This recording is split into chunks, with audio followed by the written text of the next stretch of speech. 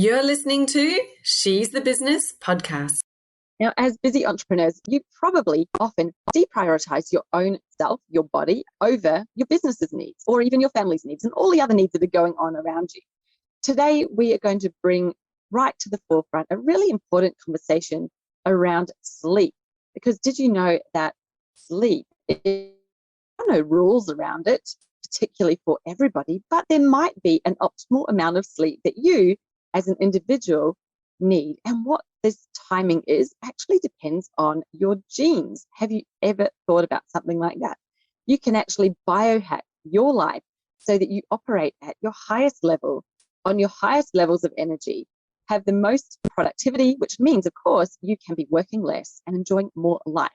Now, this is all coming up on today's episode. I know you're going to absolutely love it. I learned a great deal from this interview, and please stay tuned because it's coming right up.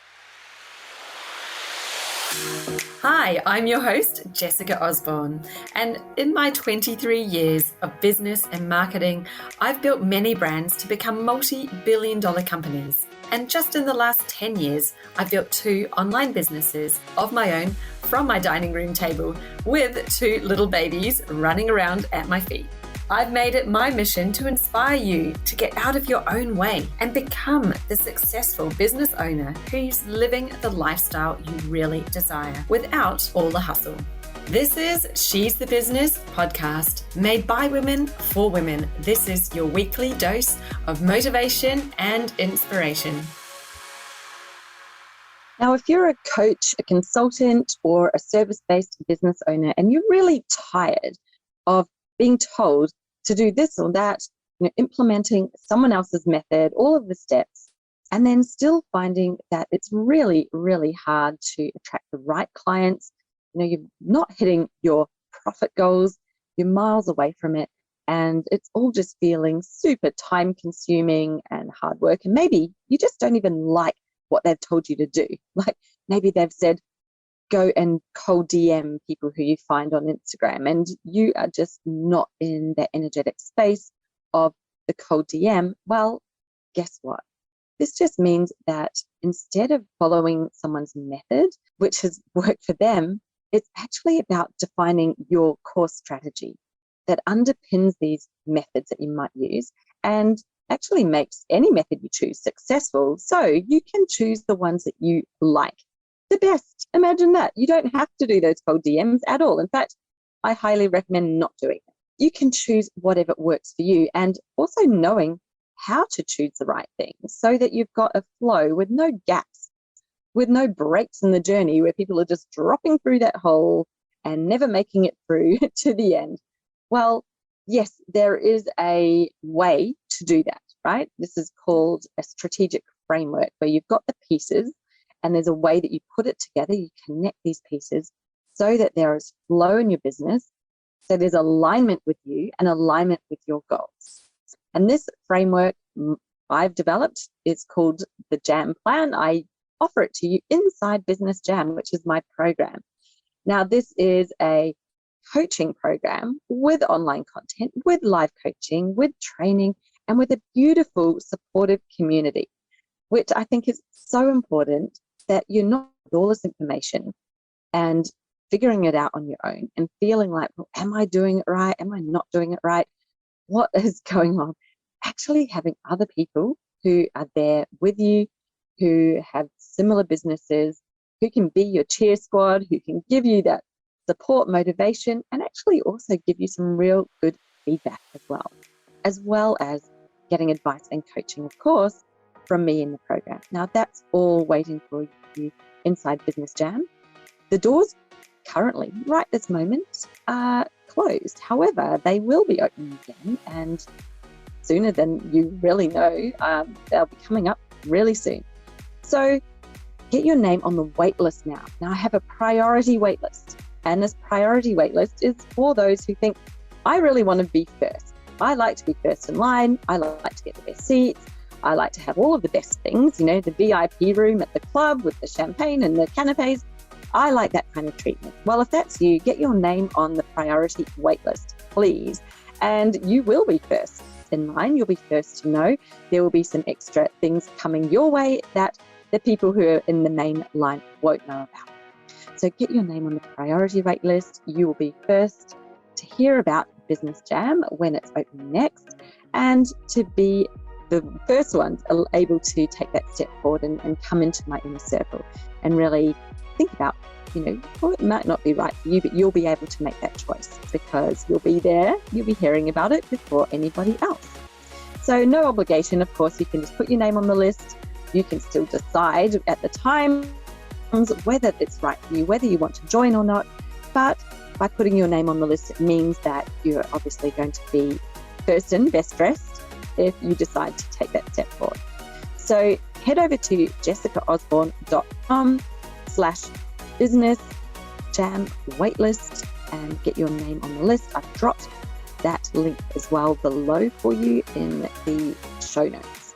So you can go ahead and click on that and get your name on the list right now. And look out for the first goodies that come your way as the VIPs on my priority list. My very special guest today is Tanessa Shears. She's a kinesiologist, a certified sleep science coach, and health consultant who helps entrepreneurs to double their energy and focus so that they can make more money in their business. And she does this. Tanessa is also the host of the Becoming Limitless podcast, where she shares her expertise on optimizing your health and focus specifically for your business success. So she is an absolute wealth of information. And today on the podcast, we're diving into what she calls the foundational protocol. That is, above all else, the one that has the biggest impact on your success, on your health, your life, and your business. So please stay tuned because you're going to learn some things and take away, I guess, a few ideas about some stuff you can experiment with in your life really, really easily that could have a huge impact on the way that you feel when you wake up in the morning and how you can attack each day by being your best, operating at your absolute highest. So I know you're going to love it. She is an absolute gem and we've got so much to share with you. Let me play the interview for you now. Okay, so I'm here with Tanessa Shears. So excited to talk to you today because I don't think we've had this particular topic on the podcast before, and sleep is something that's very close to my heart. I think that I realized, well, actually, I'm going to start with a totally random story and then I'm going to get you to introduce yourself. But I think when I became a mum, I realized why sleep is a torture device that some countries have used to torture people from making them lose their sleep and lack of sleep. So it is so important. I think this is a huge topic, especially for us business owners. So welcome to Tanessa. Welcome to the podcast. Thank you for having me, Jessica. And you know what's so funny? Like, I've been in my business since 2014, and it wasn't until I had my first daughter that I started incorporating sleep as like, no, this is not even a pillar. This is like foundation because you don't function without sleep. So I love that you said that because that was that point for me too, where I was like, oh, this is important. So I'm so excited to get to talk to you about that today. Yeah, amazing. So can you tell us a bit more about exactly what you do in your business, who you serve, and what is this sleep foundation?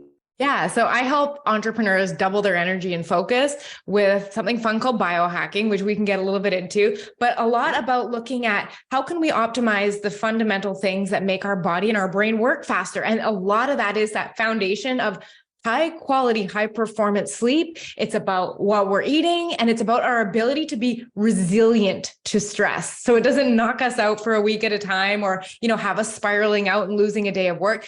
How can we be resilient so that we have the energy we need to be efficient and our brains work faster? And then I think when we just really optimize our health as entrepreneurs, not only do we work better, but we feel better than we have in years. And I think that's the number one thing I see is so many entrepreneurs, our health goes out the window at the expense of growing the business. We're just like all in, everything's focused. And I feel like it's right about that 6-figure mark. It's like our head pops above the water. Maybe we've, delegated some things to a VA, or we've got maybe a little bit of a team, and we're like, holy, I haven't worked out in a year. I'm pretty sure I've had Fruit Loops for breakfast 2 days in a row, and I don't feel that great. And I think this is that kind of beautiful sweet spot of when we start looking at like maybe the next strategy where I'm going to get the best ROI in my business going forward is by taking care of the asset, which is me and my brain. So that's what I do. Yeah. Oh my goodness. Absolutely. I think that's so powerful because when you think, well, you're the one leading the business, you're the one doing like really the heavy lifting when it comes to what is it that we're saying, what is our message out there, what's the plan, how are we doing it, serving your clients, whatever it is that you're doing, you are the one. It's you who's driving it. And if you're running on empty and things aren't really firing, your brain really isn't firing, how much harder are you making it for yourself just by doing that and not actually being in your best state where you can have full energy? And I'm doing this right now without having had a coffee this morning, so I hope that we're going to be in full energy, but that's probably something I need to monitor as well, right? Like the whole coffee, I know that it leads to higher stress, but yet I still can't detach myself from it. Can I give you a fun coffee hack that will make such a difference right off the bat? So go for it. When we wake up in the morning, what's the first thing we do? We reach for that cup of coffee, right? We're just like, oh, I cannot wait. Give me the cup of coffee. And there is this really fascinating thing that happens is when you have coffee right when you wake up, your body doesn't get the chance to clear out this chemical in your brain that makes you feel sleepy. So what does it do? It saves it up for when the coffee wears off in the afternoon and you get an energy crash. Now, this is something like you could literally implement now and notice the day of. If you wait an hour and a half to 2 hours to have your first cup of coffee, your brain gets that chance to clear out that sleepy chemical, and it really helps to mitigate that afternoon energy crash. So if you're one of those people that like lose the end of your business workday and you can't focus, you're easily distracted, you just like save like the admin tasks for that time because your brain's not working, try just delaying that cup of coffee 90 minutes to 2 hours. It is such a big difference. Wow. Will it work the same if it's green tea, for example, which has caffeine in it? Would it work the same if you delay having anything with caffeine? I imagine it would, but you'd probably notice it less just because there's naturally less caffeine. And I think, the more caffeine you have, the more you would notice this, as opposed to, I think green tea has, I think it's really like, it's in like the 50 milligrams of caffeine range. So you'd probably notice it a little bit, but you're probably not also getting the same crash that somebody who has, 2 cups of coffee first thing in the morning, what they might feel. Oh, wow. That is so fascinating. Now, one of the things that was coming into my mind as you were speaking before was just about how much everything is connected, right? So sleep is one thing, but then it's also connected to what you're eating and it's connected to what you're drinking, coffee, and it's connected to exercise. And you're like, oh, that moment where you think, oh my goodness, I haven't worked out for however long it is. I'm not taking care of myself. I think it can feel like such a huge thing to then comprehend, where it's like, oh my goodness, it's not just one thing, all of these things, and I've got to focus on all of them somehow, but they all lead to the same outcome. How do you help people break this down, make it more simple, and have the steps to follow that you can actually have some positive change without tackling all of it at one go? Or is that the idea that you tackle all of it in one go? And sorry for a long question. I'm trying to communicate. Oh, good. I love to advocate. That is why, for that exact reason, why sleep should be first. And the reason for that is because you're already doing it and it's free. And so why not do it better? So that's number one. And the second thing is I gave you that kind of idea that sleep is the foundation. So I want you to think about this. Think about the last time that you didn't get a very good sleep, or, it was disrupted. You're up a couple nights and you probably woke up and you're feeling a little irritable. You're a little sassy, and maybe you didn't show up in your business quite the same. And then because you were tired that morning, you probably skipped your workout. And because your sleep was disrupted or not long enough, your body's hormones that govern cravings and hunger are way up. Your body's not processing the food you're eating as well. So basically what this looks like is any attempt to eat well is going to be harder. Your workouts, the motivation, waking up with the energy is going to be harder. It's harder to manage your emotions because you're on edge and you're feeling a little irritable. So it almost makes the most sense to start with the thing that builds that foundation. Like imagine, those mornings where you just wake up really clear and you're well rested and you're just like, that was a good sleep. What are the chances you're going to do your workout? What are the chances you're going to make a good decision when it comes to breakfast or lunch or dinner? And what are the chances that you are going to respond to the internet troll with a bit of grace, as opposed to taking it personally and spinning out, or, being overwhelmed if something comes your way, like an unexpected thing that throws your day off? I really feel that starting with sleep, and it doesn't even have to be this whole idea of like all of these things that you're doing. What if it was just as simple as making sure you're getting enough sleep? Because a lot of us think we're getting enough sleep, but we're not.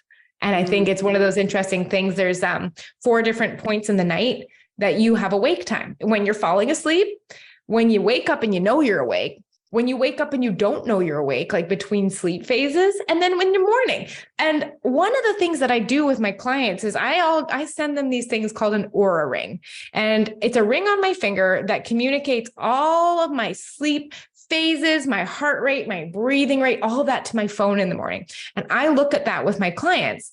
And the average entrepreneur is awake between an hour and an hour and a half every night. So if you're just the average person and you're like, I go to bed at 11 and I'm up at 6, but you're awake for an hour every night, now we're in the 6 o'clock sleep range. So we're really not getting as much sleep as we think we are, even though we're like, I think it's fine.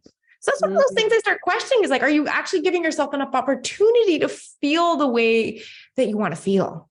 Wow, that is really incredible. I didn't even know, that there are times that you wake up and don't realize that you're awake. And I definitely know that I wake up during the night, especially actually in this caravan, as you can see I'm in at the moment. You can imagine, we have been camping on the edge of a coast or a cliff, and it's so windy, and the wind just picks up in the middle of the night and the whole thing's like moving and shaking. You feel like you're on a boat, or it's so noisy.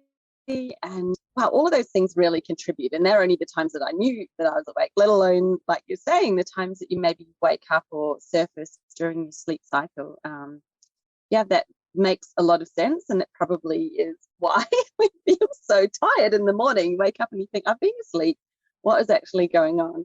Now, I wanted to ask, because, I'm really big on health. I read a lot of stuff about it. I definitely don't know as much as I probably think I know, but I think I know a fair amount. And I've been noticing, or trying to pay attention to, well, what are the nights that I feel like I've had a really good sleep? I wake up in the morning feeling refreshed, feeling like I haven't woken up, even though I probably have.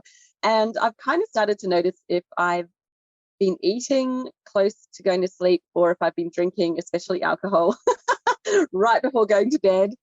I don't tend to have the best night's sleep those nights, definitely early on in the night. I'm guessing my body's like trying to process what I've been consuming, and it's not therefore able to sleep. So when you're saying let's focus on getting sleep, there's probably some other things that you would be recommending that we would look at so that we can actually get a good night's sleep and not wake up as much? Yeah, absolutely. There's actually 3 things that I love to highlight as like, these are the biggest needle movers.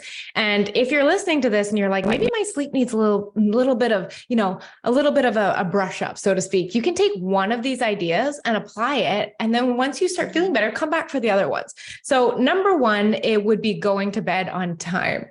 And I know a lot of my clients that I work with, they have that battle with themselves of like, I just need some more me time, or like, I don't want to go to bed yet. 1 more episode, 5 more minutes on Netflix, whatever it might be. And so that number 1 thing is going to bed on time, because that is the one thing that will set you up. Because a lot of us, we have things that we need to wake up for in the morning, or our bodies just naturally wake us up at the same time. So by missing that bedtime, that's usually one of those places that we'll start losing sleep. The second thing was something you actually hit on is, in order for us to feel refreshed when we wake up, the faster our resting heart rate can drop in sleep, the more time we spend in recovery. But when we have things like alcohol and food, especially within the 3 hours before we go to sleep, our body now needs to divert its energy and its focus to digesting food or to metabolizing alcohol. So what you'll actually notice, it's super neat. If you've ever seen a graph of what your heart rate does while you're sleeping, if you have alcohol or food before bed, you'll see a big hill in your heart rate actually increasing. And what that does is it pushes off when your heart rate drops and that recovery starts. So you actually spend less time recovering. So that's number 2, is just like, how can I back that up from bed, even if it starts just being 30 minutes at a time? The last component comes to how you're using light as information in your brain. Now, if you take us out of these indoor environments with all this electricity, and we're going back to living in front of a campfire in a cave, our brains are used to seeing the sun go down, and that the light dropping in the sky, the dimming nature of it, and the red light tells our brain, hey, sleep is coming. We should probably start, producing some melatonin, get ready for sleep. But then we go and we stare right into these devices, which are blue light. And that light actually tells our brain it's the middle of the day. Why do you want to sleep? So what we end up doing is we turn off our phones or we flip off the TV, we lay down to go to sleep, and our brains are like, now? Wait a second, isn't it noon? Like, what are we doing? I'm very confused right now. And even if we are able to fall asleep, sometimes we're up in the middle of the night, tossing and turning and like, why isn't my sleep good? So those three things: are we going to bed on time? When are we cutting off our food and our drink, except for a little bit of water? And then the last one is just like, what are we communicating to our brain with the light in our environment? Yeah, that's massive. And actually, it's been so interesting because obviously being camping and being in some really remote areas, there are no lights around us, right? We're sometimes out in the middle of nowhere and we have beautiful big skies full of stars. And I noticed it might be 7 o'clock at night, like we've had dinner, we might be, putting the kids to bed, or maybe we've just got them in bed and we're outside just looking at the stars, and I start yawning. I'm like, oh my God, it's only 7 or 7:30 and I'm yawning. But clearly my body is getting the signal, hey, it's nighttime. I'm looking at the stars and the beautiful sky, and I'm just starting to feel really relaxed. And how different is that? Because we're not sitting around watching TV because we're out and we're enjoying being out in the wilderness. But it is amazing that your body is actually, it's like it's built that way, right? It instinctively knows what to do. And I start to yawn and get sleepy when I'm outside at night without looking at my phone. Yeah. I'm like being good about that, not looking at it. Yeah. It's so cool just how our brain, and it's like really neat. Our brains are so intuitive that they even sense how high the sun is in the sky to help us gear into sleep. Like, it's fascinating when you, if you ever look into this whole field of circadian rhythm biology, it's like, once you learn how to tap into that natural rhythm our bodies are supposed to be in, that's when you really start to you stop feeling like you're fighting with yourself. It just feels good. Right? Doesn't mean you're never tired, but it's way less often. Yes. Now, tell me about some of the biggest challenges, I guess, that your clients present to you, because I'm just starting to think, okay, I'm a mum, I'm an entrepreneur. You work with people like me. We probably say, but I'd like to go to bed at 9 p.m., except that's literally the time that I can get a little bit of extra time in my day, even though it's not day anymore, but down and get some uninterrupted work time, because I've literally, since I picked the kids up from school, I've been on the sport rounds, I've been doing whatever, the house is chaotic, dinner and whatever's gone on, and you feel like you get to that point, they're finally in bed and you're like, thank God, okay, I've got a minute, I can sit down and get some work done. So that, I reckon that would be fairly common. Most of us probably do try to do that fairly often. And what would be the other thing? I guess it's like that balance of, where do you prioritize the sleep, and how do you also fit in all of these other things? And you've already mentioned we like to put our business first. That happens a lot before we're putting ourselves first. So what do you do and say? How do you help people manage what they feel is a block, like their time, they can't seem to expand it or change it? What do you do? How do you get over these barriers so that we can do the things we know we should? I think it's one of those, like, what came first, chicken or the egg things? Because if you think about it, like, if we're showing up with our brains feeling well rested and energized because we got a good sleep, then we go into our day, and what takes you like 7 or 8 hours only might take you 6. And so you gain back some of that energy that you lost to feeling distracted and unfocused.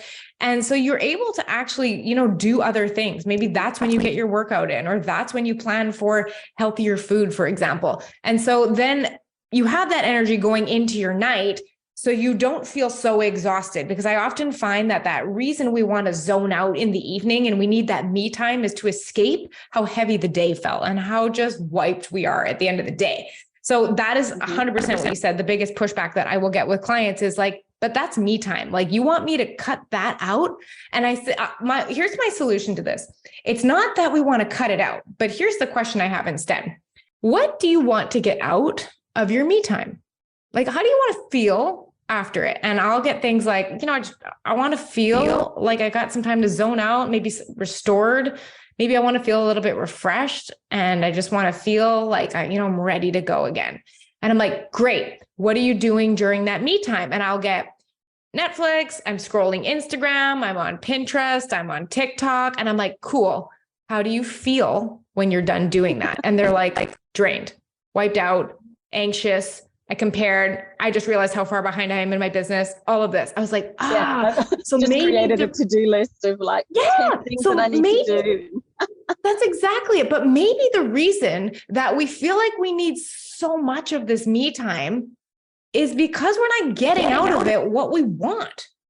So then my suggestion might be like, and this is something that I've done and embodied, and I love this, is like, Netflix has a place in our house. Definitely. We've just finished rewatching the entire Avengers trilogy, like all the movies that are in the Avengers series. There's a lot of movies in there. So what we've done is we've watched that, and then I read. And the reason I read is because it makes me feel like I'm home. I look forward to it. It is who I am. I grew up a reader. I love it. And that gives me that feeling of restoration. So when I pair those activities together, I don't feel like I need 3 hours of TV every night to recharge. And I think it's really starting to look into, is what you're doing giving you the feeling what you want? And if not, how can you start incorporating more of that so you're getting what you want out of that me time? Yeah. That's such an awesome one, because you go and pick up a book and read 2 or 3 pages in the evening. If you've read a couple of pages, you're straight away going to start feeling sleepy. I don't know how many times I go to read a book at night. I probably read like 1 page, maybe 1.5, and I'm like, oh, I'm so ready for sleep. And it's amazing how quickly you wind down and actually get ready for sleep when you're just picking up a good book and reading it. That's such a great. I love it. I think, as well, we could actually put sleep into the me time bucket. I know we're not actively awake, but sleep, we always used to call it your beauty sleep, right? Sleep actually helps you look good. It helps you feel good. It has all of the benefit. Like you've been saying, what is it that you want to achieve the next day? Well, hey, if you're not getting the sleep now, then your day tomorrow, you're probably not going to be achieving the things that you're saying that you want to. So is sleep not even me time? It's probably one of the biggest parts of me time, because you only do it by yourself. So it is me time. You're just maybe not as conscious for it. Right. Well, and then to the other point that you said of sometimes that's just focused work time. And that is another thing, like people like to check back into work. The other thing that I always question is this productive time that you're getting in the evening. If it is disrupting your sleep, you may actually just be stealing from tomorrow's productive time. Because if we're on the screens, we're stimulating our brains to stay awake, because now we're thinking about things. It's not just, zoning out and watching TV per se, but we're fully engaging our brain, and we go to sleep. And if we're not getting that quality of sleep, and the next day everything is distracted and unfocused and taking longer, was that hour of extra work, did you really gain an hour, or did you make stuff tomorrow take twice as long? So that's a kind of an interesting question I like to just ask ourselves, on those days, are we really getting out of it what we think we are? And is compromising the sleep the best way to get in that extra time? Yeah. Oh, that's amazing. Now, what about people who will say to you, well, I'm a night owl. I've never been, or I only need 5 hours sleep. They've made up something. Or maybe they've been watching one of those, I don't know which entrepreneur it is, but there's definitely been almost prided themselves on well, I only need 4 hours of sleep a night, and it's almost like this badge of honor. And some people may have picked up on that over time somewhere and thought, this is what powerful, successful people do. They don't sleep, therefore I'm going to not sleep so much. And they've kind of taught their bodies not to sleep. What do we do, or what do we say to somebody who's in that place, who's fully believing that they don't need 8 hours of sleep? So, I mean, the stat, I'm pretty sure the stat is correct, but there is actually a gene that determines if you can function off of 5 hours of sleep or not. And it's something like 1 in 200,000 people have this gene. And the interesting thing is what happens is you're right. You can live on 4 to 5 hours of sleep, but this really interesting thing happens called baseline resetting, in which when you have spent long enough in a sleep deprived state, and I'm not talking about 4 hours, like I'm even talking if you're getting consistent 6.5 hours, 6 hour nights, which is very common for entrepreneurs, is you stop being aware of the cognitive decline that you've experienced. You stop being aware of the slower thinking because it feels normal. And I know Dr. Matthew Walker talks a lot about sleep in his book, but he actually said it's kind of like when you've had a drink and you don't really feel it, but it doesn't mean it's not happening. And it doesn't mean it's not affecting your judgment and your reaction time and all of that stuff. So it's one of those things where, like, are you actually getting the cognitive performance that you would be getting on more sleep? Like, are we really getting that much more out of it? But to your comment earlier that you said about the people that are the night owls, I love talking about this. So there is an entire field of science called chronobiology, and we have a gene, and the length of it determines your ideal sleep pattern. Now, it's called your chronotype, and it actually dictates when you should sleep to get the best quality of sleep. And it also feeds into when you are most productive during the day. So I have an extremely early chronotype. And the interest, we're going back to the Aura ring that we talked about, the ring that I wear. It measures things like sleep rhythms, body temperature, breathing rate. And it actually is giving me the feedback that, and this is what I follow, like my ideal sleep time is around 8:45 at night. And my ideal wake up time is 5 a.m. And I thrive on that. Like, eyes are open, ready to go, feet on the floor, 5 a.m. without an alarm clock. That is very much my rhythm. Now, I have a client and his rhythm is 11:56 to 8 a.m. That is when his body functions best. His hormones are optimized for good sleep and good wake ups. And the crazy thing is my wake up time is his ideal sleep midpoint. Now, he tried for the longest time to go to bed at 10 so he could wake up at 6, and it never felt good. But when he stopped fighting his biology and was like, okay, I'm going to give this a go, he's like, it's great. I feel awesome. I'm more productive. I have creative time at night. And I think it's when we stop trying to define these roles of like the 5 a.m. club is for the successful. And if you sleep in, you're lazy, because like you have the same amount of hours in the day, regardless of when your schedule is. But if you're doing it from a place of like, this is what works best for me and how I feel best, I think that that's something we want to lean into instead of label as lazy. Oh, wow. I just love this, because as entrepreneurs, surely we are perfectly situated to be able to define and design our own patterns. Like, what is the best time for me to be going to sleep and waking up? And, obviously when we have kids, there are other things that come into play. Like, I have a son who very rarely will sleep in any time past 6 a.m. He's up in the 5s. Doesn't matter what time he goes to sleep at night, that's when he wakes up. Whereas my daughter, she interestingly will sleep in. So there is other things that come into play for sure. But I love the idea of actually going, well, yeah, why are we fighting it? Why are we putting rules around it? And if you are running your own business and you're in control of your own life and day and timing, then can start to go, well, this is what the ideal is. How close can I get to it? Working with what's happening, in your life. How inspiring. That's really, really amazing. Well, my theory on why we see so much of this 5 a.m. club push in the entrepreneurial space is it's super interesting that the chronotype that I am a part of, only about 10 to 15% of people have this early chronotype. But the amount of entrepreneurs that have that chronotype is very high. So in the real world, like if you mix all people together, it might only be 10 to 15%. But then if you narrow into entrepreneurs, it might be 40 or 50%. So you're seeing all these people around you waking up early, but that is more to do with the personality type. That's my theory, is why we see it as so common. I think entrepreneurs are more likely to be that like fast start overachiever type that generally comes with being the early morning person. Not necessarily that it's the way to do it. I just think it's more prevalent. So we just naturally, those are the people writing the books telling us to get up at 5 a.m. They're doing something right.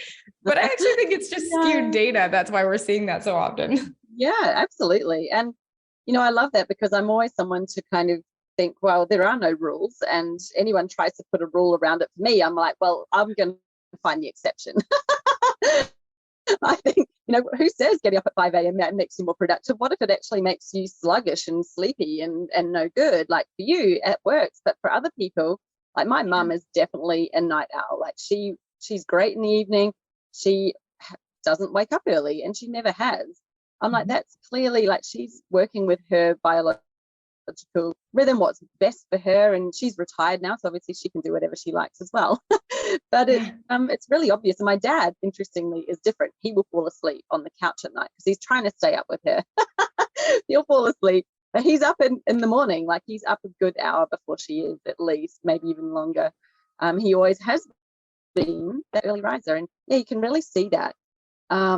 Do you know what was interesting when you were talking before about we get into this place where we don't actually realize that we're tired because we're so used to it? And I think there's no time that's been more obvious is when, again, having children, I think gives you so much perspective. You've never ever felt so tired as you'll have when you have a new baby, or you're in those first, I don't know, it's not even weeks, it's months and months and months of that new baby. You're like, well, this is tired. I used to think I was tired. I wasn't tired. Like, this is tired. You're like in this place and you think, but we get through it, and you get up every day and you do the things you need to do, and you have to, and you do it tired, and you're in the state. Sometimes been driving a car and thought, I don't think I'm very safe to drive a car right now. I haven't drunk alcohol for months and months and months, but I feel like I'm hungover or drunk because I'm so sluggish. And clearly that's something a bit of don't know that we're that tired because you get so used to it. So when you've had one child and then you've got back into more normal sleep and you're having more sleep, and then suddenly you have a second child and you're just like hit by the wall. This is like, I'm back into that zone. You actually realize that you'd started to get more sleep and that you were back in a place where you're more normal, but it happens so slowly, you often aren't realizing that that's happening. And it's only when something dramatic happens, like a baby arrives and suddenly you can't sleep again, that you're like, oh, okay. Now I see a difference between what I was before, and I thought I was tired, but now I'm really tired. And yeah, I think that's interesting to then extend that to, well, what might we feel like if we actually start to sleep more? We may not notice it like that instant, like, whoa, I've had a baby now, I'm really noticing a difference, because it'll probably happen gradually over time. We start to sleep better, you start to extend that sleep. How do you become aware? Like, when do you know that you're having the right amount of sleep? How will we experience it? Because right now we're in this false sense of, this is just how I feel. This is normal for me. What kind of questions could we ask ourselves to become aware of, like, well, is that, yes, it's normal, but is it tired? And then when have I got to my new normal where I'm not tired? How do I kind of recognize that I'm there? Yeah, I think it's partly to what you said, is like that we look around at our family and our friends and like everyone we know, and everyone feels tired, and we just don't really even question it. We're just like, this has got to be normal. Everyone seems tired, right? But there are some hallmark red flags that there's 3 of them that I look at to determine like if we should experiment with getting more sleep. And I say the word experiment because I love the idea that this should all be fun. And I love the idea of trying something for a week and then seeing if you like how it feels. What would it feel like if you got half an hour more of sleep? Try that consistently for a week. Now you have had both experiences of having enough sleep and not having enough sleep, and you get to decide if that's something that's worth keeping. But I always say, make the decision having had both experiences. Only think about committing for a week and then going there, instead of thinking like, this is a change I need to make for the rest of my life, and it sounds absolutely exhausting. Just a week. So here are the 3 things I look at. Number 1 that you're looking for is if you're generally getting less than 7 hours, 7.5 hours of sleep, it might be worth experimenting, getting a bit more sleep just to see how you feel. Number 2, what we're going to look at is if you need an alarm clock to wake up in the morning, chances are you might need a bit more sleep. Like, humans are weird. We're the only species that artificially terminates sleep. No other species does this. They get the sleep they need. But we run our health by our schedule instead of our schedule by our health. So one of the things I love to experiment with is like, okay, can we get a little more sleep? And when we're at that point where we're just starting to naturally wake up within a, 30 to 60 minute window, that's likely when you're getting enough sleep. The third red flag is if you are sleeping in on the weekend. Now, I'm not talking like half an hour, even an hour, but if you are able to 2-3 hours sleep in, chances are you're making up a sleep debt, meaning the sleep that you didn't get enough of during the week has carried over to the weekend and you're now trying to make it up. So those are the 3 things that I would look for, and they'd be worth experimenting and seeing, okay, did I feel a little bit better with a little more sleep, and watching if those variables change. Yeah, that's awesome. I think it's so good to think about it like an experiment, because we're all different. There are no hard and fast rules. Like you've just said, we've probably all got different timing that our bodies are waking up. That makes so much sense. And to think about it like an experiment, it's like, well, you can try this, and there might be little tweaks and changes that you do. And it's really, from what I'm hearing you say, it's about becoming aware of how we're feeling, what we're doing, what is feeling good, what's not feeling good. And then, just having that awareness and thinking, okay, well, let's try something else. And does it have a different result? Because that's so important. Now, there was something that you mentioned way back in the beginning that I thought would be really good to close this out on, because, yes, sleep is really important. What's going on in our heads? You mentioned something about sleep time being when our brain's processing and doing a lot of processing. Obviously, we're resting, but why is it so important for entrepreneurs? And tell us a bit more about this processing that's happening with our brains while we sleep. Yeah. So there are 2 big phases that we go through and that we experience in the night. So deep sleep happens primarily earlier in the night. It does happen later, but the majority is earlier. And that is responsible for physical restoration, long-term memory, and all of that. So think about if you did a workout at all during the day, this is when you're getting the benefit of that workout. So it's our body processing and recovering, our brain refreshing, kind of like the reboot. So you're ready to go the next day. So if you've ever woken up feeling like you've been hit by a truck or you're really groggy, you might have been a little short on deep sleep. But REM sleep, where you dream, that rapid eye movement, that's what I call entrepreneurial gold. And this is something I very much protect rigorously because of what it does for me and my business. So studies have shown over and over again that if you get adequate REM sleep, your problem-solving ability increases. Now, as entrepreneurs, that's literally what we get paid for, is solving problems. If you can solve bigger problems, that you're going to make a bigger impact and you're going to get paid more money, right? So there's solving problems. Your creativity is enhanced with REM sleep. So if you're ever staring at the document, trying to write an Instagram post or write a newsletter and you feel nothing, you might be short on REM sleep. The third thing that it does is it helps with emotional stability. So we're talking about if you get an Instagram troll or, a panicked email from a client, like, I need this right now. Your ability to handle that with integrity and to feel collected and cool and be able to respond is enhanced when you get REM sleep. Because if you don't, you're going to be irritable. You might say something that maybe wasn't in, the best interest of your business or how you want to represent yourself. So I want to show up in control of my emotions. And then I think the coolest one, if you are in any type of coaching or consulting role, your ability to read your client's facial expressions and body gestures is key. I want to know if I'm coaching a client and they're leaning in, I'm like, they're understanding. If they're leaning back, I want to be able to read their face and be like, I need to explain this differently. Or if you're working with your team, like your ability to communicate clearly and effectively and read other people is going to make such a difference of a coach or a consultant, or if you're working with people. And that ability is increased by REM sleep. So REM sleep is something I'm looking, I want my 90 minutes a night. I am like, what's going on? If it's not getting it, doing the hacks to make sure that I get that, because I love who I am when I'm well slept. Yeah. Oh, I love that. I actually connected with somebody who's really big on dreams and dream time, and it being, we actually dream apparently 6 times a night, although you usually will only remember one dream, which I found fascinating. But something that I picked up from her that I've been trying to do a little bit, it's one of those things when you remember, But she said, you can ask yourself the question if you're having trouble figuring out something, you're stuck in all the thinking. Ask yourself a question, just go to sleep and let your subconscious answer it for you while you're sleeping. Now, I guess the trick is, do you remember what your subconscious said while you're sleeping, or does it sort of come to you the next day or the day after? And I think that it kind of comes to you, right? So when you're awake, you might kind of present the question again without really trying hard to think about the answer, but just let the answer come to you. And it's so freaky. I think that we do actually answer our own problems and solve problems. We already know the answers, and often we are just trying so hard to think about them that we're not letting the answer really come. And this whole sleeping part, what if it could actually be doing so much more for you in your business? Like, imagine that you could get up and go, wow, I already know what to do. This might explain all the shower ideas I get in the morning. Yeah, exactly. I love the shower. I need to have something in there to record things, but I haven't got that far yet.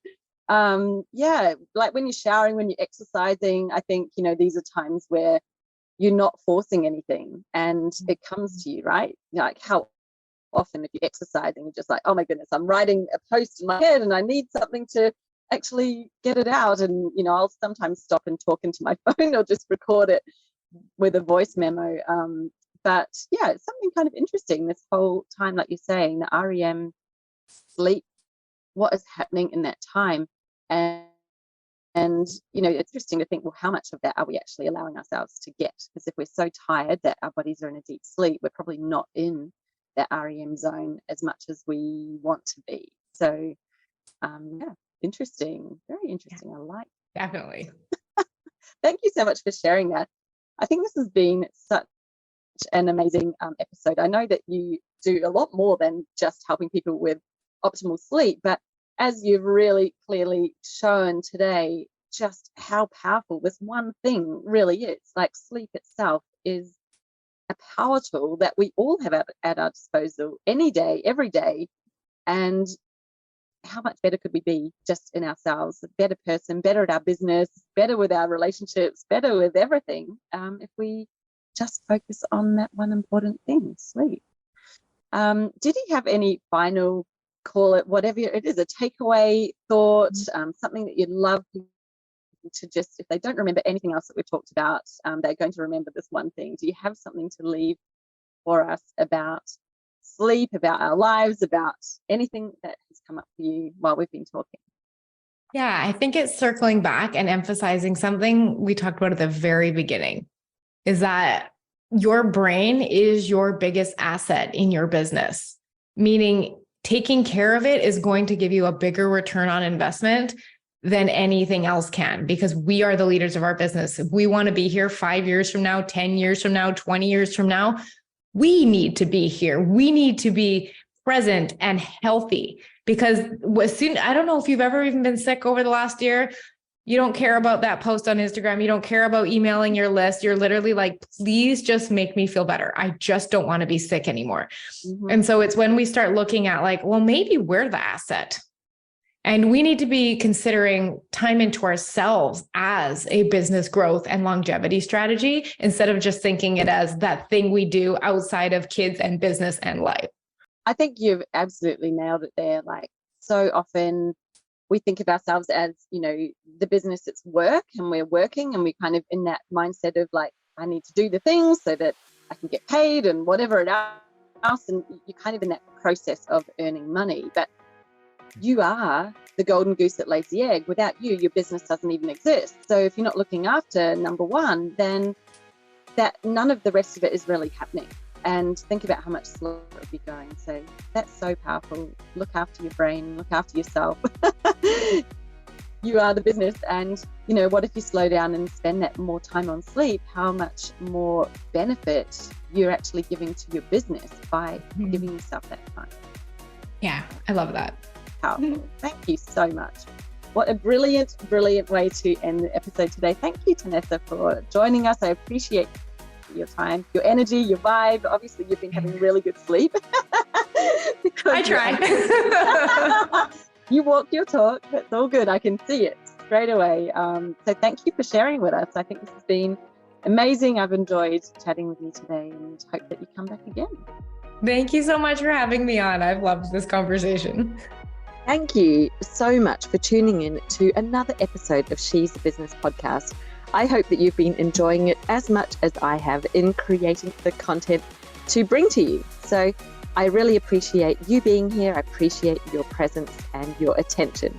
Now, if you love the podcast, or maybe you just loved today's episode, then I would absolutely appreciate it if you would go to Apple Podcasts, scroll down, hit the 5 stars, and then leave me a short review about what it was that you really enjoyed in this episode, or maybe in the podcast overall.